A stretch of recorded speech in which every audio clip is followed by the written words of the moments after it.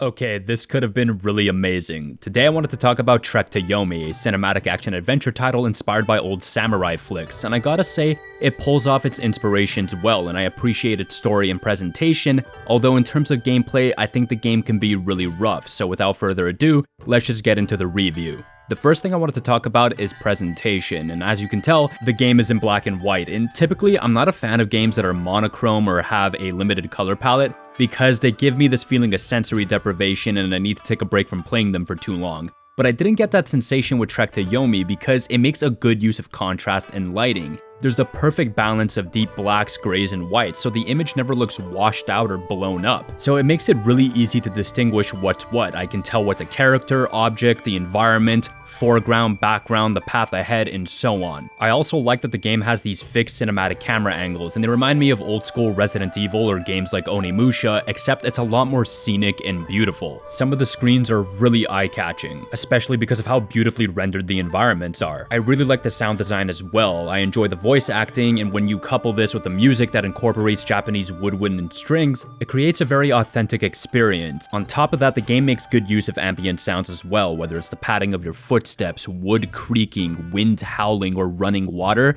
The game soaks you in a very deep atmosphere. And then you have more interactive sound effects like swords clashing and steel meeting flesh, and it's really gruesome and feels satisfying. But why are you fighting, and what is the game trying to present? Trek to Yomi takes place in the Edo period, where you play as Hiroki, a samurai bound by the duty to protect his people and the ones he loves, but when tragedy befalls him at the hands of a band of bandits, he has to journey beyond life and death to confront himself and decide the path forward. So you'll be journeying through the land of the living and dead to either choose love, duty, or vengeance. And I gotta say that the story was compelling and it kept me engaged, and I always wanted to see what was next. Although the choices you make in the game don't really have an effect on the adventure. It does have an effect on the narrative and how it ends, but where you travel and what you do doesn't really change. And speaking of traveling, this brings us to the main focus on gameplay. Trek to Yomi will have you traveling through linear environments where you might find a hidden path to maybe find a collectible or power-up, but most of the time you're moving with one path where you might do some light puzzle solving and a whole lot of fighting. And you see,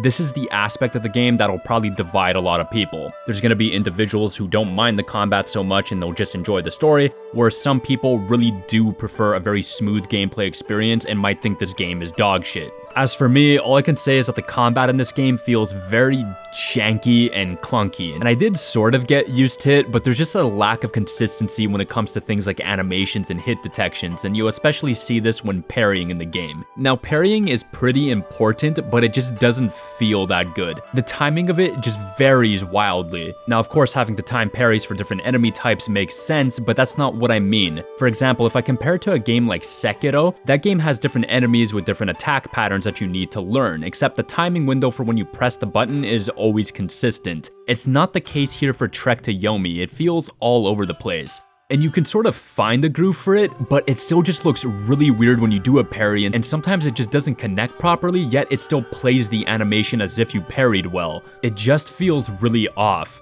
Thankfully, you don't have to parry so much later on in the game, and you can just kind of plow through enemies. And SkillUp said in his review that 90% of the game is parrying and countering, and I'd say that's true for maybe the first hour and 30, but later on you learn different combos that allow you to just actively play aggressive. Some would argue that the combos are really narrow to pull off, but I didn't really get that sensation. I was able to do them very consistently. The only problem is that I would only use like maybe 3 or 4 of them, because the rest of them can feel fucking worthless and like a waste of time, because you really want to focus on the combos that are really quick and can stun enemies so you can go for an execution. And the thing about executions is that they don't only look cool, but they also heal you, so you're gonna be doing these a whole fucking lot. Another aspect about combat that'll take time to get used to is that you actually have to do a separate input to actually turn around and face your enemy.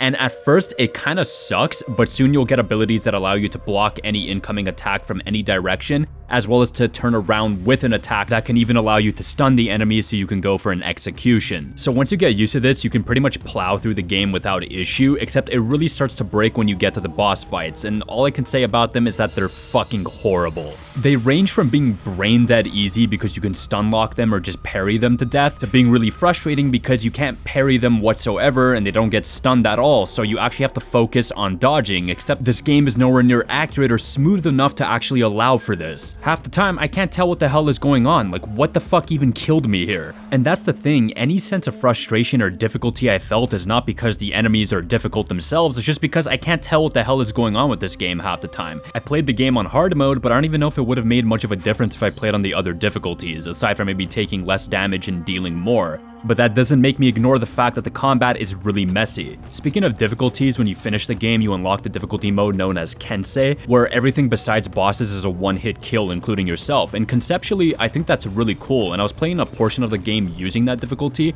and it was pretty fun, except I didn't want to play through the whole game because the boss fights are so fucking bad that I refuse to put myself through that suffering because it's just not fun. Please note, I'm somebody that would do deathless or damageless on bosses in Sekiro, and that's because that game's combat is really good. This is not the case in Trek to Yomi whatsoever. So to conclude, I appreciate what Trek to Yomi sets out to do, and I think the game pulls off its inspirations well. It really feels like an authentic Japanese cinematic experience. I think the visual style is fantastic, with its great use of lighting, contrast, cinematic camera angles, and beautifully rendered environments. On top of that, I like the sound design as well, the great voice acting, the music, the ambience, and generally good sound effects. The storyline is pretty compelling too, and I felt engaged the whole way through, and I always wanted to see what was coming next. The main thing that holds this game back is the gameplay itself. It's just where it falls apart, and it's a damn shame, because if it was more polished, this would be a title that I would easily recommend, but instead I can only recommend it to a select amount of people who like Japanese cinema, who just want to enjoy a story, and don't mind that the gameplay is rather clunky and not the greatest. I think it's for the best if you play the game on the easier normal difficulty and not bang your head against the wall on the hard difficulty just because the combat is not that great. Anyhow, thanks for watching, and I hope you enjoyed.